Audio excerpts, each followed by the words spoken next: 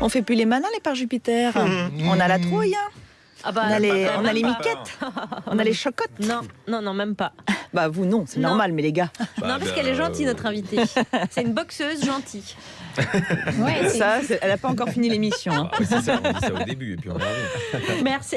Laetitia Gaillet, venez un peu vous. Hein, vraiment, si vous êtes une femme, venez. Allez, viens. Allez. On se retrouve à la récré. Ouais, même pas peur. Merci. Le garage à vélo. Laetitia, à demain pour d'autres informations.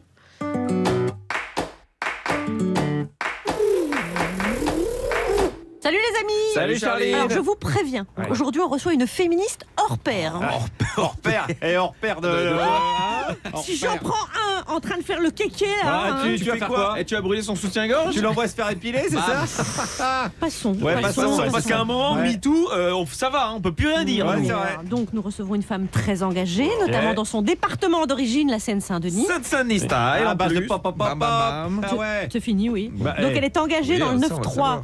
pour favoriser la citoyenneté et l'éducation dans le sport. Ah ouais, genre c'est une sportive. Le sport féminin. Très bien, tu lui diras. Ça, je vais lui dire à la Voilà. patineuse artistique. Ouais. Sauf qu'elle est boxeuse. Elle est boxeuse. Ouais. Championne du monde, 10 fois championne de France, Ah ouais. vice-championne olympique. Oui, Ah ouais, oui, non, oui, mais alors, mais oui. justement, je trouve c'est vachement Oui. bien qu'une femme comme elle s'engage. Oui, parce que c'est vrai, il y a des hommes, ils abusent. Ah bah ça, Ouais. et alors justement, je vais en parler avec Guillaume avant C'est que vrai. tu n'arrives, on va pas assez en Seine-Saint-Denis, Ouais, c'est ce qu'on se c'est vrai, disait. on va se prévoir un week-end. Voilà. Mais Ouais. est-ce qu'elle a arrêté la boxe? Elle a raccroché les gants, oui, ouais. mais t'inquiète pas, elle sait se défendre. Ah hein. d'accord, faut Ouais. pas l'emmerder. Faut pas l'emmerder, je vois, ouais, d'accord. Ouais. Ouais. Bon, allez maintenant au boulot. Oui, Ouais, Charlie. Et on on arrive. remballe ses velléités de macho là. Hein. Oui, Charlie. Puis vous irez faire la vaisselle aussi. Oui. Oui, Charlie. Voilà.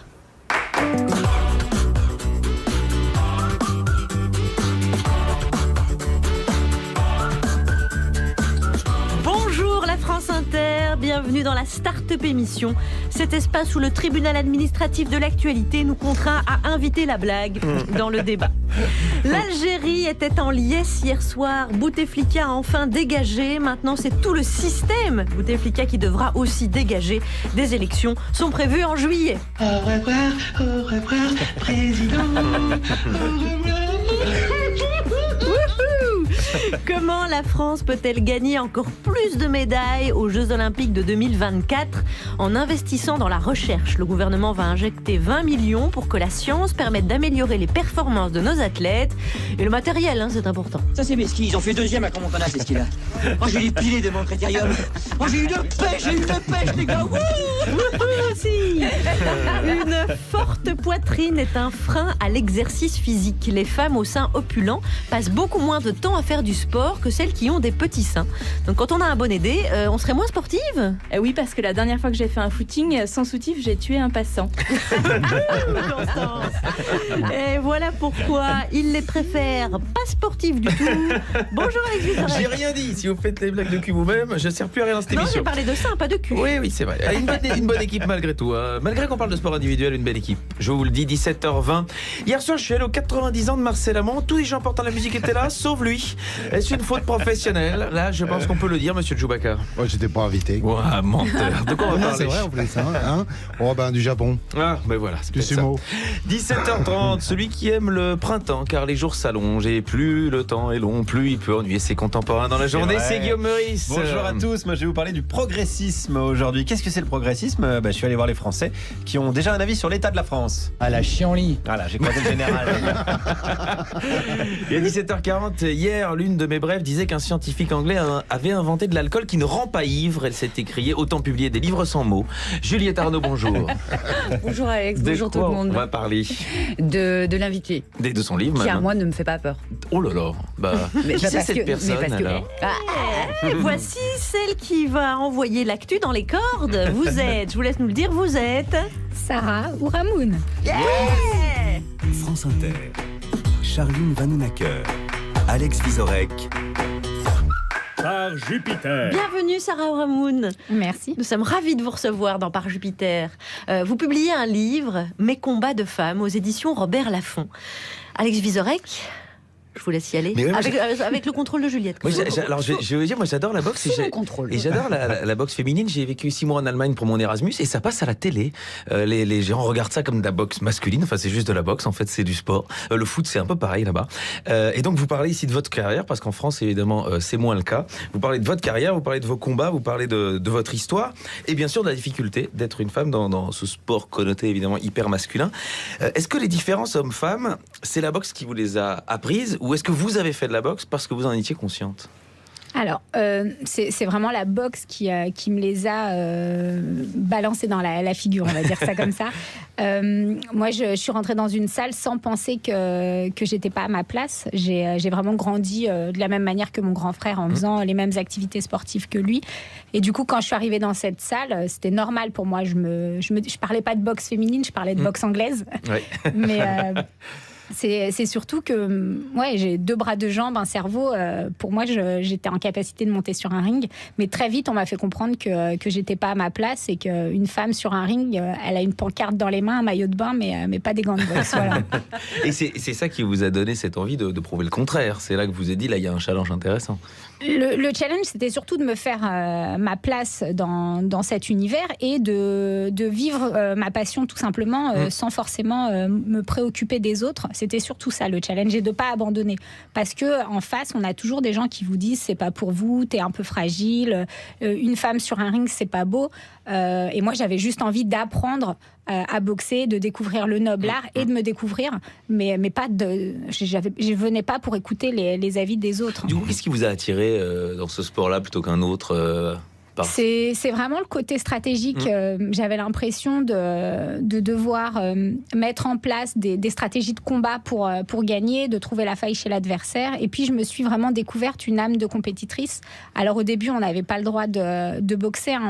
Les femmes ont eu le droit d'accéder à la compétition et au ring qu'en 99. Alors, c'est vrai qu'en Allemagne, il y avait déjà beaucoup de combats de boxe pro. D'ailleurs, il y avait à l'époque des soirées qu'on appelait les soirées des Amazones. Et moi, quand j'étais jeune, ça me faisait rêver. Je me projetais un peu en me disant qu'un jour, j'irai en Allemagne pour boxer. Mais on n'avait pas accès au combat. Et c'est vraiment à partir du moment où on a eu l'autorisation de boxer en France que... j'ai commencé à me faire respecter parce que je suis montée sur un ring quand d'autres s'entraînaient sans avoir osé passer le cap du combat.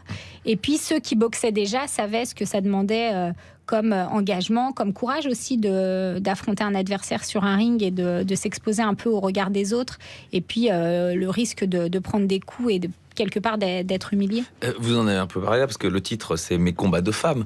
En quoi les valeurs de la boxe et les caractéristiques de ce sport ça aide dans les combats féministes ou les combats pour être une femme épanouie aujourd'hui?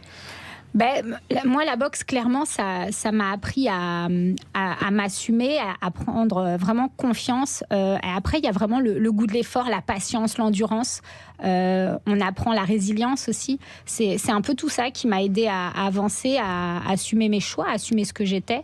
Et surtout à me protéger des autres. Et c'est ça que vous voulez transmettre aujourd'hui parce que vous avez fondé une société de coaching où vous apprenez la boxe à des mères de famille, enfin des gens peut-être qui ne sont pas du tout voués à faire une carrière professionnelle. C'est ça aussi que vous voulez leur transmettre pour leur quotidien aujourd'hui? Complètement, c'est vraiment presque un outil pour travailler sur soi. C'est un outil de développement personnel. Donc je ne les prépare pas au combat, hein, mais je les fais quand même monter sur un ring. Parce que sur un ring, on apprend... à maîtriser ses émotions, on apprend à mieux gérer son corps, on apprend à être aussi dans l'empathie, dans l'observation, on va chercher l'info dans le comportement de l'autre, et c'est tout ça en fait qu'on... Vous avez une petite fille, je crois, aujourd'hui. Deux, voilà. Est-ce que vous leur conseilleriez de faire ce sport-là? Est-ce que vous les pousseriez à faire de la boxe? C'est une question qui revient souvent. Ma fille de 5 ans boxe, elle a grandi dans la salle de boxe. Aujourd'hui, elle a juste envie de faire du judo et d'affronter Teddy Riner. Donc voilà. Ah ouais, ça va. Mais c'est compliqué. C'est-à-dire que moi, ma mère connaissait pas l'univers de la boxe, donc elle savait que c'était un sport violent. Pour elle, la boxe, c'était Rocky. C'est bien pour ça que je vous pose la question, parce que vous savez ce qu'il attend. Moi, ce qui me fait peur, c'est pas le ring, c'est ce qu'il y a autour. C'est vraiment cet écosystème un peu malsain. Qui aujourd'hui va pas mieux que quand vous avez commencé? Non, ça va pas mieux. D'ailleurs, en ce moment, on questionne la place de la boxe aux Jeux Olympiques. Donc, non, ça va pas mieux. Ça a toujours été compliqué, le milieu de la boxe. Et donc, moi, je le connais. Et c'est ce qui me fait peur. C'est-à-dire que ça me pose pas de problème que ma fille monte sur un ring et boxe à partir du moment où elle gagne. Elle prend pas de coups. Mais par contre, c'est vrai que j'ai quand même pas mal souffert, moi, des injustices et j'ai pas envie qu'elle les subisse aussi. Maintenant, ça m'a quand même forgé un sacré caractère et je me dis que si elle veut, on l'accompagnera. Vous êtes mal placé pour l'interdire. Voilà. Non, et puis en plus, son papa aussi est boxeur, son grand-père est entraîneur. Enfin voilà, ça va être un peu compliqué. Personne joue à la belote, en fait. Il n'y a pas de truc un peu plus calme. Sarah Ouramoun, votre ouvrage s'appelle Mes combats de femmes, paru aux éditions Robert Laffont. Et puis vous avez tenu aussi des chroniques sur votre blog. Il existe toujours? Vous continuez à écrire des chroniques sur votre blog? Il existe toujours. Alors il a pris une autre forme aujourd'hui. Il s'appelle Carnet de sportive et je parle de bien-être, de sport, de santé. Voilà. On peut continuer aussi à vous lire donc sur votre blog.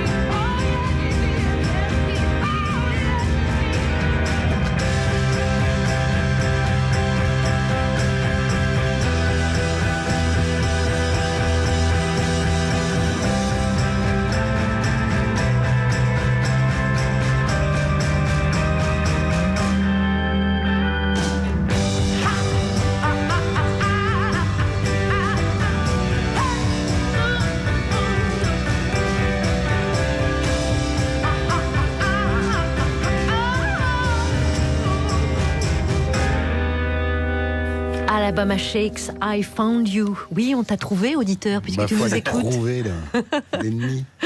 Programmation musicale, l'homme que vous venez d'entendre, Djoubaka. C'est Djoubaka. Bien sûr, à 17h21 sur France Inter, vous écoutez Par Jupiter. Sarah Ouramoun est avec nous. Médaille d'argent de boxe au JO de Rio en 2016. Elle publie Mes combats de femmes aux éditions Robert Laffont. Et pour l'entourer, Alex? La médaille d'or du combat de rue, Guillaume Meurice. Oui. Moi, c'est Free Fight. Le champion, évidemment, de la musique, Djoubaka, et Juliette Arnaud, qui nous parlera du livre, justement. On a débattu avec les mères, puis après on a débattu avec les femmes, puis demain on va débattre avec les collectionneurs de Nain de Jardin. Le journal de presque 17h17. Elle devrait faire des vannes plutôt. On commence par les titres. Carlos Ghosn fait valoir ses droits à la retraite chez Renault. Il devrait toucher 765 000 € par an. Eh ben voilà qui va faire plaisir à Marine Le Pen. Il y a au moins un retraité français qui touchera plus qu'un migrant fraîchement arrivé. Soupçon d'emploi fictif au Modem. Une perquisition a eu lieu chez le directeur de cabinet de François Bayrou. On ne sait pas si les enquêteurs ont trouvé ce qu'ils étaient venus chercher, mais apparemment aucune trace du charisme appartenant à François Bayrou. Et des brèves ? Une perquisition a eu lieu chez moi. Ouais. Heureusement, les enquêteurs n'ont pas pris toutes les brèves. Coup de bol, ça. J'en pris quelques-unes, mais pas Et vous avez bien dénoncé. Commençons par Oui. cette altercation hier à l'Assemblée nationale. François de Rugy a voulu répondre à François Ruffin, qui semblait dire que le grand débat n'avait pas eu un grand succès. Il a rebondi en parlant du film de François Ruffin. Donc si c'est un succès quand un film fait 20 000 spectateurs, eh bien un débat qui a réuni plus de 500 000 citoyens qui ont participé à des réunions. Ouais, la pique était certes un peu sous la ceinture, mais était belle. Elle aurait vraiment été très très très belle si les 20 000 entrées n'étaient pas celles des avant-premières, parce que le film de François Ruffin ne sort en salle qu'aujourd'hui. Avant de tacler, François de Rugy ferait bien de tourner sa langue dans sa bouche autant de fois qu'il a tourné sa veste.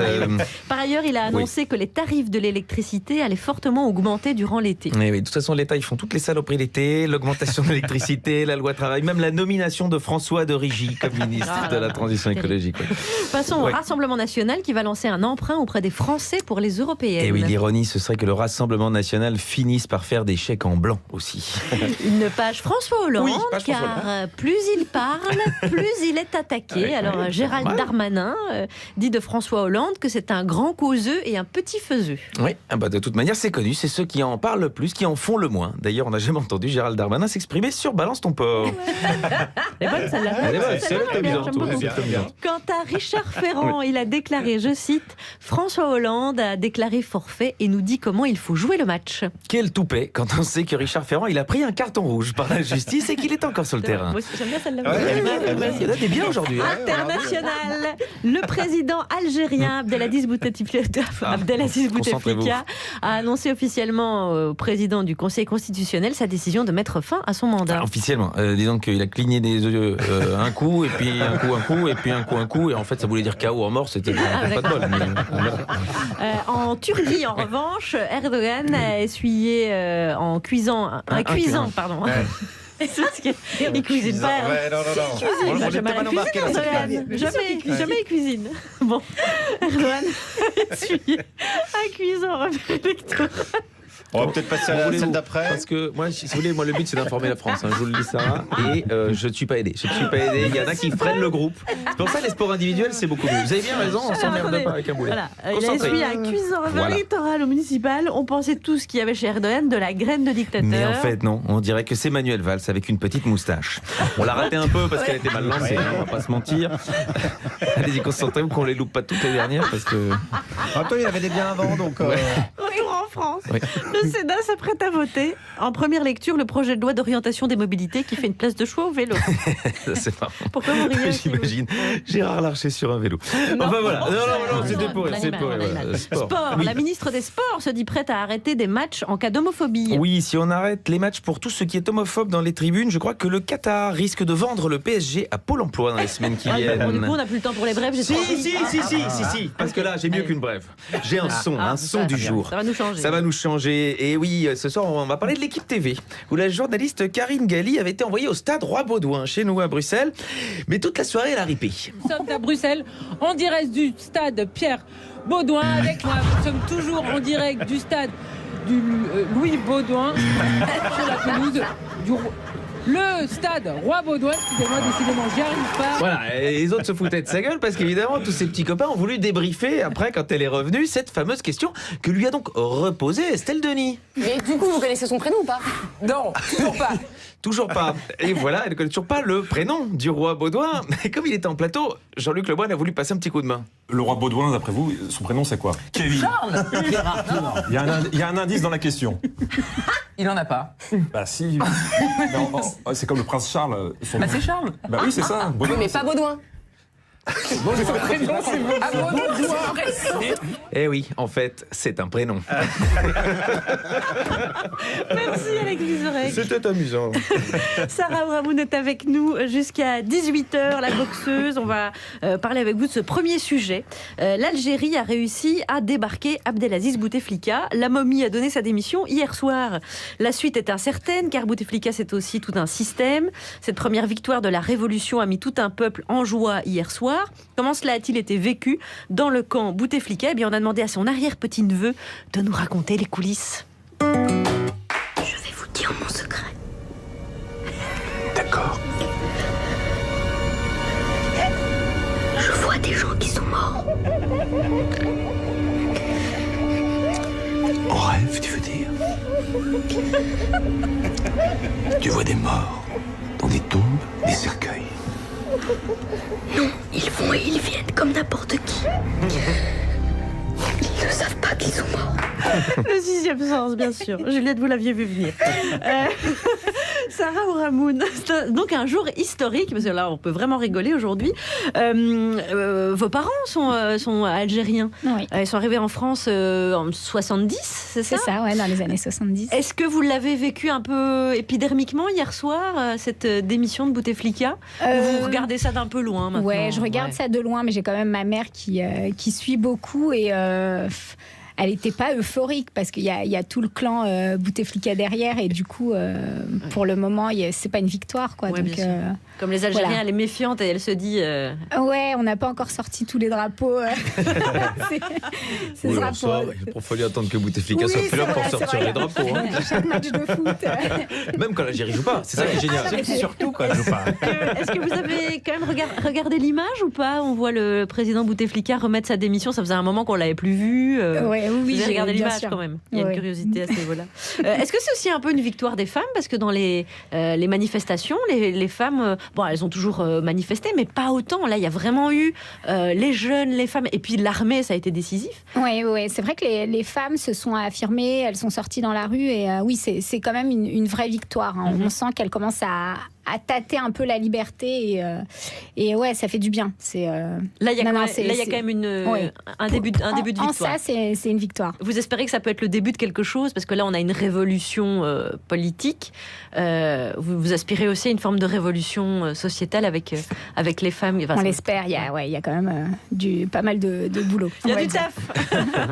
Sarah Ouramoun en notre compagnie jusqu'à 18h. Et celui qui programme la musique chez nous, c'est Djoubaka. Il est aussi chroniqueur, bien sûr. Et vous allez nous faire une découverte aujourd'hui? J'espère bien, ouais. Carrément. Ça serait pas mal. Ça serait fou qu'on le connaisse, de toute façon, le mec dont tu vas parler. Aussi, ça vous arrive. Enfin, pas tout le temps, c'est vrai, surtout toi. Voilà, alors non, on va au Japon, au pays du soleil levant, là, parce qu'il se passe des choses beaucoup plus intéressantes. L'affaire Carlos Ghosn, de toute façon, on va partir avec ses thunes, celui-là. Ou le fait que nous rentrions dans une nouvelle ère impériale à partir du 1er mai prochain avec le jeune empereur Naruhito. Tout ça, c'est pas mal, mais en fait, c'est pas ce qui va me faire lever du pied le matin. Par contre, là-bas, il y a un groupe, bien sûr, qui plonge dans le passé de l'archipel tout en faisant tourner les platines à 120 à l'heure. Et ben, ce sont les Migno Crusaders.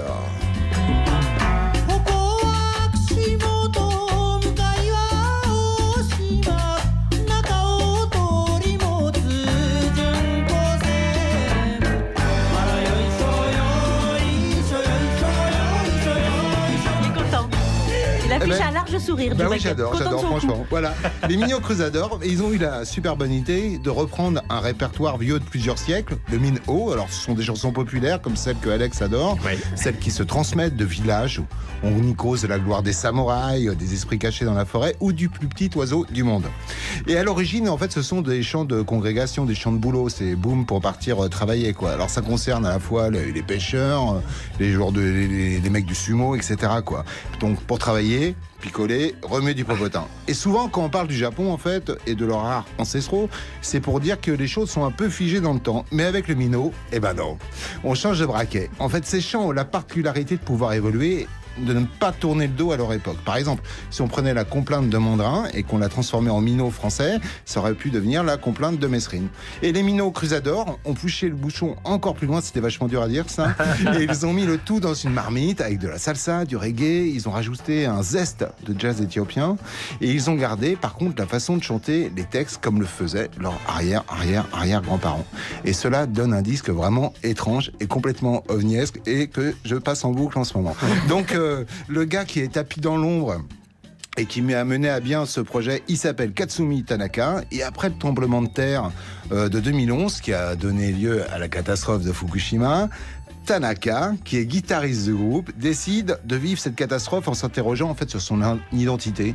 Qu'est-ce qui fait que lui, il a un nippon du 21e siècle? Et il commence à s'intéresser à la musique folk de l'archipel.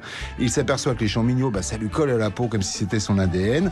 Ça le tourne boule, roule ma poule. Et comme le mystique n'avance jamais seul, il rencontre un chanteur de soul qui sait pas trop bien chanter en anglais et qui s'appelle Tsukamoto. Et qui n'a pas donc la plus grande aisance pour devenir James Brown, mais qui quelques mois auparavant est tombé raide dingue du chanson de Mignot, entendu alors qu'il était en train de se régaler dans un resto, et devant l'air enfiévré de son client, c'est vrai ce que je vous raconte, le patron de Boui-Boui lui confie que le mec juste à côté de lui, en fait, est professeur de Mignot. Ainsi soit-il. Takana et Tsukamoto vont monter le groupe qui tue, qui renverse les clichés et les tables de la loi et produire un disque qui, en plus d'être vraiment charmant, nous bouscule les oreilles en japonais dans le texte. Yeah.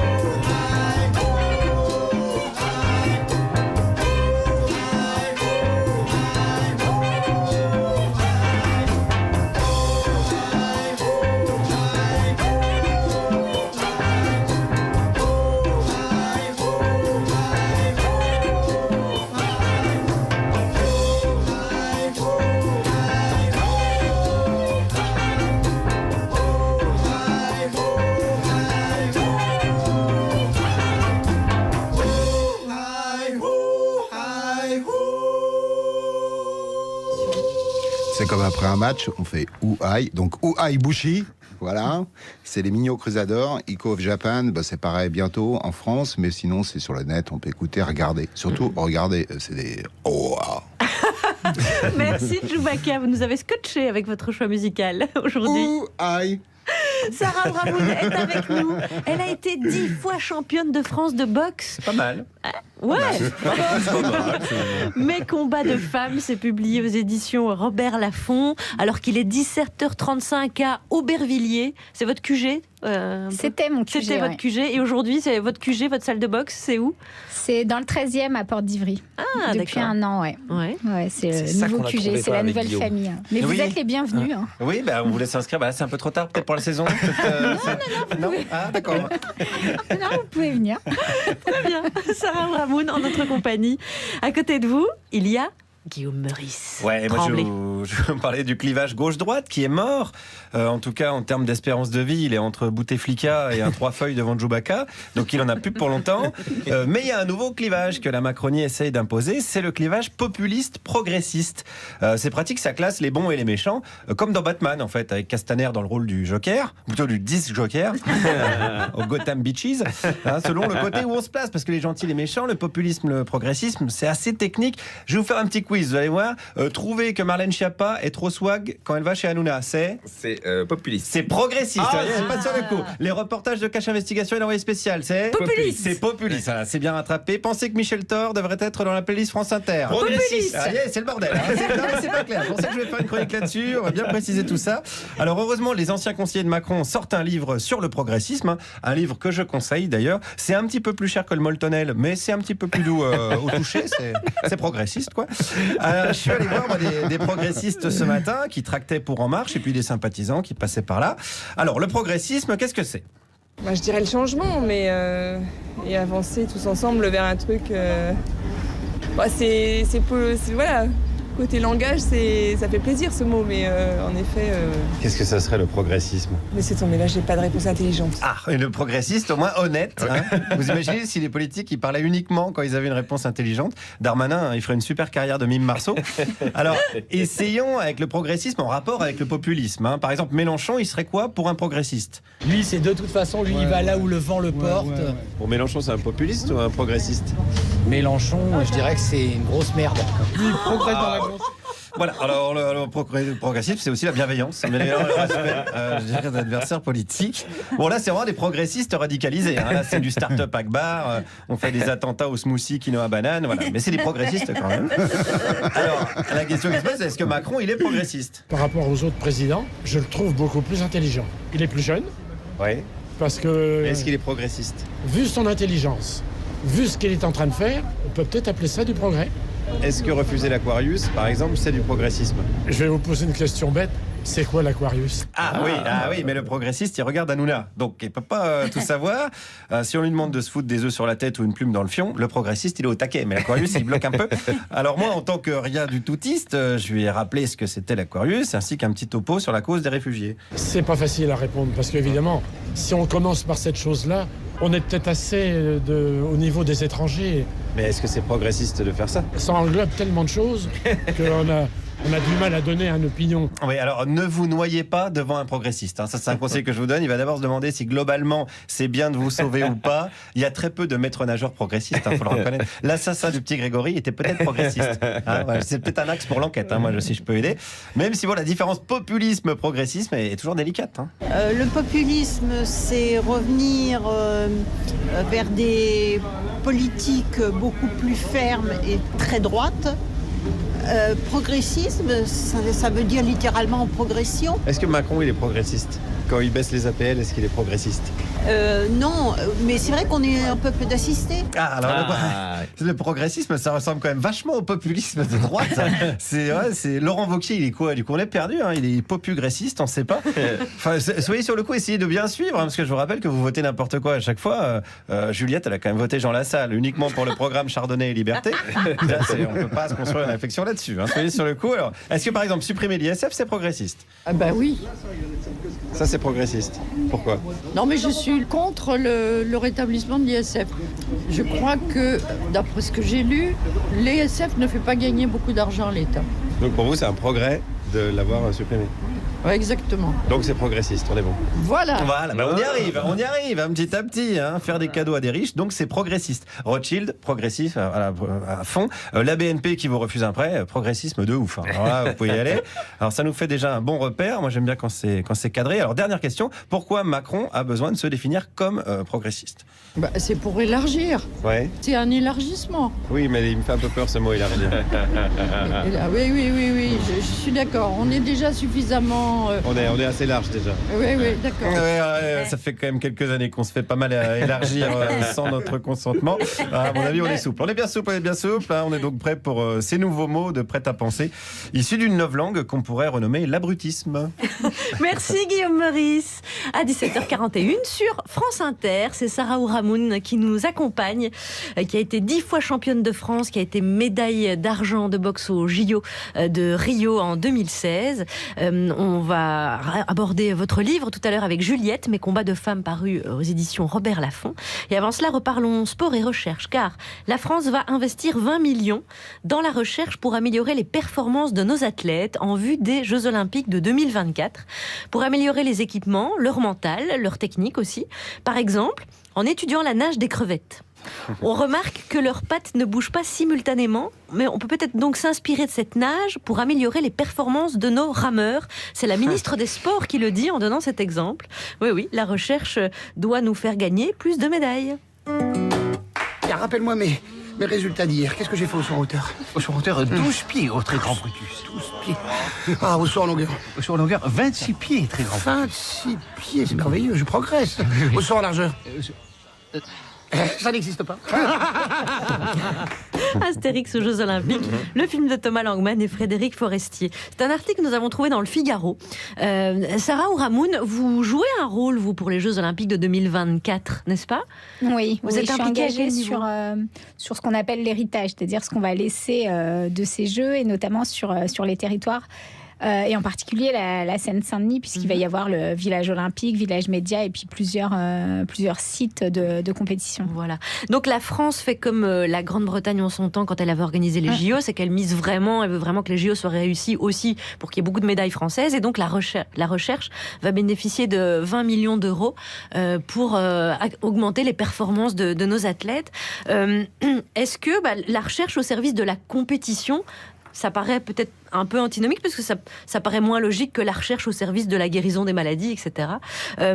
Est-ce que c'est un sujet qui vous a déjà intéressé? Est-ce que la recherche dans la boxe a permis d'améliorer des choses? Est-ce que vous avez déjà fait le lien entre les deux, la recherche et le sport? Alors, quand j'étais en préparation olympique, on n'était pas à ce niveau-là, parce qu'on avait des petits moyens, et la boxe pour des équipes de France féminine, ça reste quand même très limité. Donc les moyens qu'on avait, c'était un coach et parfois un préparateur physique, et quand on pouvait, un préparateur mental, parce que je crois que dans la recherche, il y a aussi un financement sur la préparation mentale.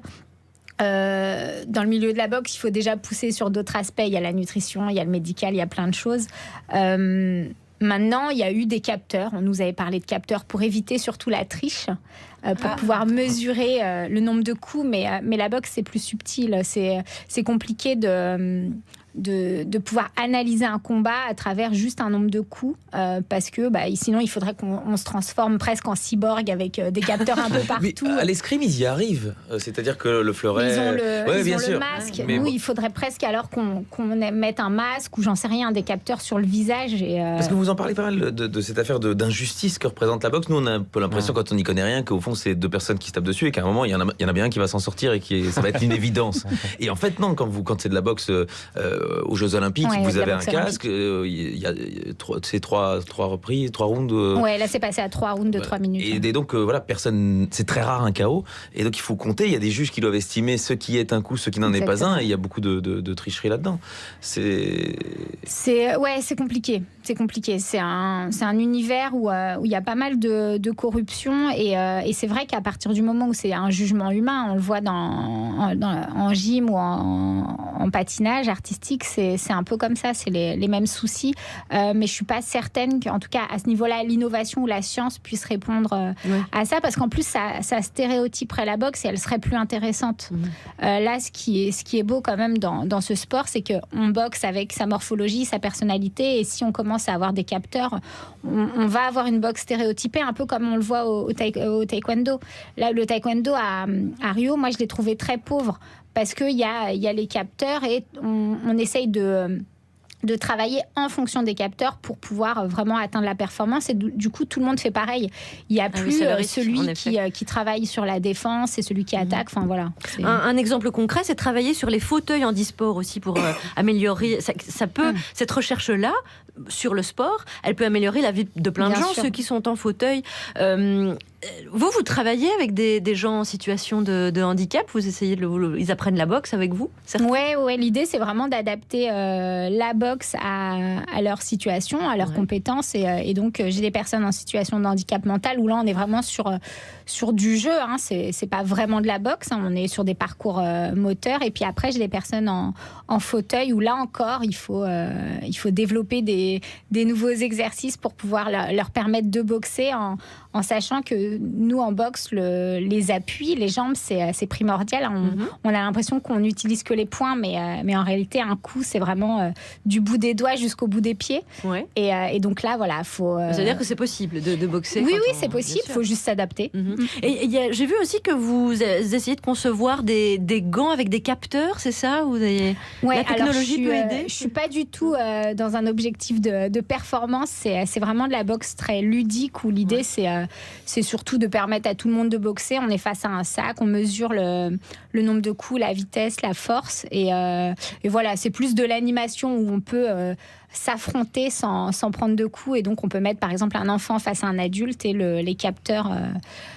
font en sorte d'équilibrer un peu le combat mais c'est vraiment c'est du sport loisir, animation et c'est plus ludique que du sport d'ailleurs. Peut-être plus pour nous ça. Oui. Voilà pour ce sujet s'il vous intéresse. On va prendre les capteurs, madame, s'il vous plaît. Notamment les combats contre les enfants. Notamment le Figaro. Même ça, j'ose pas trop.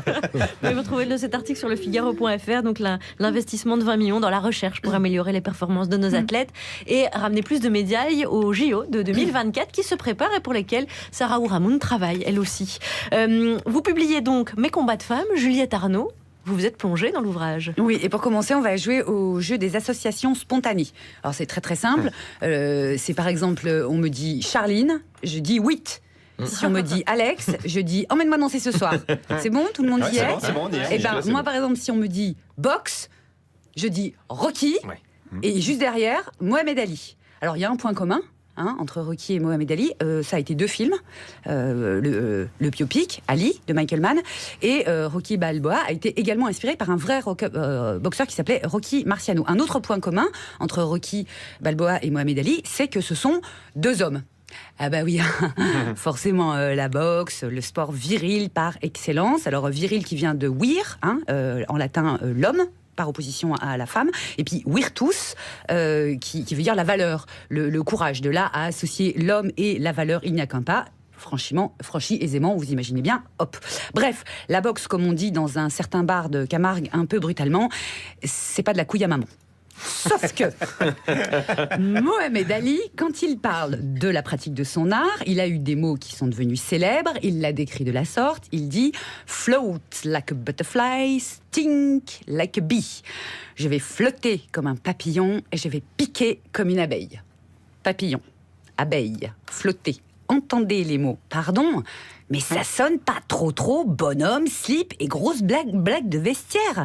Et ben moi, après la lecture de ce livre, je vous le dis, float like a butterfly, sting like a bee, ça sonne comme Sarah Ourahmoune. Sarah qui arrive à la boxe grâce à sa maman, qui adore Bruce Lee, et pas grâce à son papa. Le Rocky Balboa inspirant de Sarah s'appelle Yvette Palatino, une boxeuse et enseignante, patronne d'une association au nom très très clair, Allez les filles. Ce fait-là, être une femme qui fait de la boxe, arrive très vite dans le livre. Je vous cite, Sarah, vous dites « Je ne cherche pas à leur ressembler parce que ce sont des hommes, je veux juste faire comme eux, combattre. Et combattre au plus haut niveau, puisque Sarah a le talent et la volonté, sauf qu'il va falloir attendre 2001, les premiers championnats du monde de boxe anglaise amateur féminine. Oui, alors seulement pour la première fois, les instances internationales affirment que la boxe de haut niveau peut être pratiquée par des femmes. Entre-temps, non, Sarah n'a pas obéi aux injonctions venant de 1000 bouches, lui enjoignant plus ou moins subtilement de retourner à sa cuisine.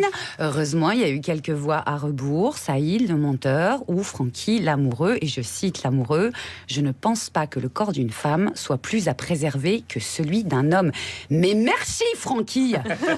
À moi que la phrase « Les femmes et les enfants d'abord » a toujours prodigieusement dérangé. Une femme qui te parle de boxe, c'est une personne qui sait 2 choses.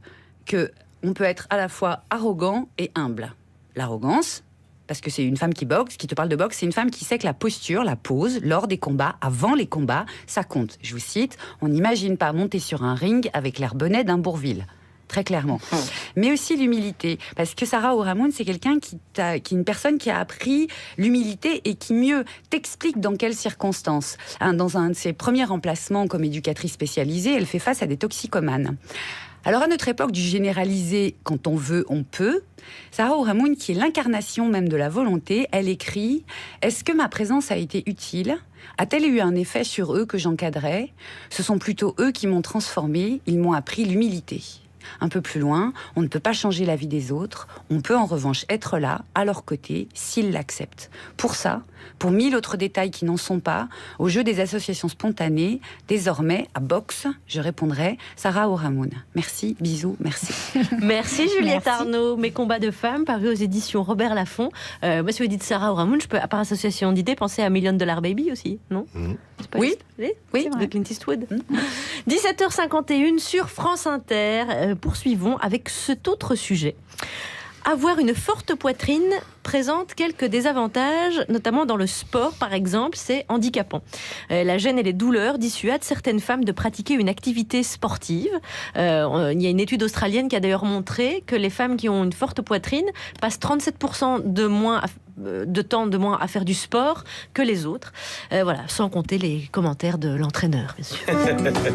Si tous les hommes avaient ces seins rebondis, ce sillon mammaire impeccablement dessiné, ces tétons qui pointent à la moindre émotion, à la moindre brise, ces tétons que l'on a envie de mordiller, ces mamelons roses de vie, gorgés d'envie. Jean Dujardin, dans OSS 117. C'est un article paru dans Le Monde. La taille des seins devrait être reconnue comme un obstacle potentiel à l'activité physique chez les femmes, conclut une étude australienne. Est-ce que c'est vrai dans le sport féminin? Ça peut être un handicap, c'est un sujet de conversation, il faut avoir le soutien-gorge adapté pour pouvoir pratiquer le sport, Oui, c'est une vraie gêne pour celles qui ont une forte poitrine. En boxe, on fait beaucoup de cordes à sauter. Et quand on a les femmes en face qui sont... mal équipées aussi, parce que souvent elles mettent des brassières qui sont pas adaptées ou un soutien-gorge un peu classique. On voit que c'est douloureux. Et c'est un vrai problème. Parce qu'il y a des ligaments qui s'étirent. Et l'article nous explique que... je vous vois rigoler. C'est Juliette qui rigole. C'est même pas les mecs qui rigolent. Je connais les chiffres. Oui, je vous ai donné au bureau. J'ai fait... vous savez pas quoi dans l'article? Qu'est-ce qu'ils disent? Que dans la course à pied ou le saut, donc la corde à sauter... on le voit, c'est assez le déplacement des seins peut atteindre 19 cm dans l'axe vertical. C'est énorme. Est-ce qu'il faudrait pas mettre quelqu'un derrière qui tienne moi, c'est des solutions que je cherche. On est bien d'accord. J'ai des solutions. Vous validez ça, Sarah? Pas sûr que ce soit la bonne. Moi, j'en ai pas besoin, mais... Si vous avez des copines, je pose une question naïve que j'ai posée ce matin à notre stagiaire Emma qui fait de la boxe. J'ai dit mais les femmes, est-ce que vous n'avez pas peur dans la boxe? On a un protège-poitrine. Vous avez un protège-poitrine. Voilà. Après, c'est des coques taille unique, par contre. C'est-à-dire c'est juste une coque qu'on place dans et donc, une brassière. si on a des seins, par exemple, plus gros que la forme de la coque, ça protège que une toute petite... Ah, merde. Ouais. Enfin, je suis pas tellement concernée, mais merde. On voulait pas vous le rappeler, mais... quand on a des seins trop petits, ça fait mal autour aussi. Ah, mais ouais. Bah oui.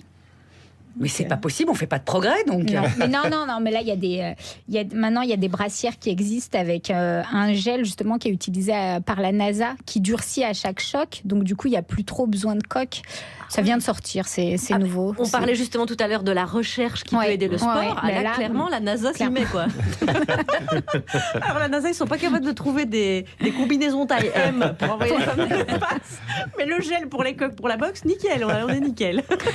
D'accord, donc c'est un sujet de discussion entre boxeuses. C'est un vrai sujet. Chez les gymnastes, quand les gymnastes qui commencent assez jeunes, elles ne sont pas encore développées, il y en a pour qui ça devient un problème au moment du développement, parce que justement... Oui, puis dès qu'elles arrêtent, souvent, le développement s'accélère, mais au moment de l'arrêt. Et c'est vrai que quand on fait du sport de manière assez intensive, ça réduit quand même beaucoup la poitrine. Et il y a une tenniswoman qui a fait une Simona Alep. Voilà, qui a fait une réduction mammaire pour pouvoir se libérer de ce qu'elle considérait comme un handicap, ce qui freinait ses Ouais, performances. les problèmes de dos, enfin, il y a pas mal de soucis. Hein. Voilà. Donc Vous voyez on que c'est un rappelle sujet notre intéressant, c'est un conseil, vrai ne sujet. faites pas de sport. C'est important. Guillaume Meurice. Trouver un allié pour soutenir tout ça. Sarah Ramon, on va vous proposer encore une corde à votre arc. Vous en avez déjà pas mal, mais est-ce qu'on n'en ajouterait pas une dans la comédie? En fin Jouez avec d'émission, on propose un sketch à l'invité tous les jours. Il découvre le rôle. Et voilà, cette semaine, Sibeth Ndiaye a été nommée porte-parole du gouvernement. Vous avez peut-être vu ça. Alors, on s'est imaginé, parce qu'Édouard Philippe et Emmanuel Macron sont des boxeurs. Ils en parlent, ils s'entraînent en tout cas à le faire. Alors, est-ce qu'ils vont lui donner un petit cours de boxe pour la mettre au niveau de ce gouvernement si sportif? Guillaume Meurice et Édouard Philippe, je fais Emmanuel Macron. Et il n'est pas exclu que Charline débarque. Allez, Sibeth, hein, on y va, parce que moi je suis crevé. Hein. Allez, monte sur le ring là. Ok, mais c'est pas dans mon contrat, ça. Non, mais ministre non plus, c'était pas dans ton contrat. Alors, tu vas voir, la boxe c'est génial. Ouais, je connais un peu. J'ai fait le salon de l'agriculture avec Benalla. Bon, alors, ouais, on en parlera une autre fois. On dit que c'est Édouard, ton sparring partner. Allez, mesdames et messieurs, l'ogre du Havre. T'en fais pas un peu trop là? Moi j'en fais trop. Oh, jamais, ceux qui disent ça c'est du bullshit. Allez, Sibeth, on commence par un direct du gauche, paf. Ah, c'est emmerdant, je suis de droite. Pardon? Non, je suis droitière. Ah, ouais, tu peux jongler avec les deux, fais comme moi là, droite, gauche, droite, gauche, droite, droite. Hein, comme ça. Ouais, allonge bien le bras, imagine que je suis un journaliste qui veut faire du mal à Manu. Oh, wow, elle m'a mordu là. Non, mais Sibeth, lâche-le, c'est de la boxe, c'est pas du free fight. Ah, désolée, mais je suis prête à tout pour protéger le président. Salut les copains. Oh, bah Marlène, qu'est-ce que tu fous là? Ah bah je viens de donner des conseils de ministre à Sibeth, ma nouvelle copine. Ok, mais je pense pas qu'on ait besoin de tes conseils là. C'est grâce à moi le succès du grand débat. Ouais, enfin, déjà j'ai contribué déjà un peu aussi au succès. Oui, d'une certaine manière, Édouard a contribué en ne faisant rien. Ouais, le grand débat à l'Assemblée, ça a été un beat sur Public Sénat, alors que moi j'ai triplé les audiences d'Hanouna. Ok, mais tu sais que là on lui apprend la boxe en fait. Hein. Ouais, bah justement, il se trouve que je sors un nouveau livre, Maman fracasse des tronches, 19,99 € chez Stock. D'ailleurs, j'en parle ce soir chez Coes sur Énergie. Encore un livre? Bah dans ce livre, j'ai développé un système de combat totalement novateur. Ah bon, ça m'intéresse. Ouais, j'appelle ça la chiavate. Ça promet, c'est quoi? C'est un mélange de savate et de chiapa. Voilà. Première attaque, le front kick, talon 5 cm. Alors tu mets tes loups-boutins à 45 degrés, tu lèves la jambe sur le visage, bam, comme ça. Mais quel est con, elle a assommé si bête. Sarah Ramoun, merci beaucoup. Merci d'avoir participé à nos délires et de nous avoir éclairés sur votre magnifique sport et vos combats de femmes. C'est le titre de votre livre aux éditions Robert Laffont. Il y a des gens sur Parc Jupiter qui se proposent bénévolement pour apporter l'aide proposée par moi-même pour les cordes à sauter. Donc là, vraiment, peut-être à développer. Merci beaucoup, Sarah Ramoun. Merci, les amis. Écoutez, Sarah, on vous laisse le mot de la fin. Une dédicace à votre fille. Ma fille de 5 ans boxe. Aujourd'hui, elle a juste envie de faire du judo et d'affronter Teddy Riner. Donc voilà. Oh là là, t'as l'air contrarié. Et pourtant, ça marche bien ta boîte, non? Ah bah oui, très bien même. Mais du coup, j'ai besoin de recruter et j'ai même pas le temps de m'en occuper. Je connais ça. Moi, j'en avais parlé à l'APEC. Ils m'ont aidé et ça a été super efficace. Ah oui, mais moi, je cherche des compétences particulières pour mon activité. Raison de plus.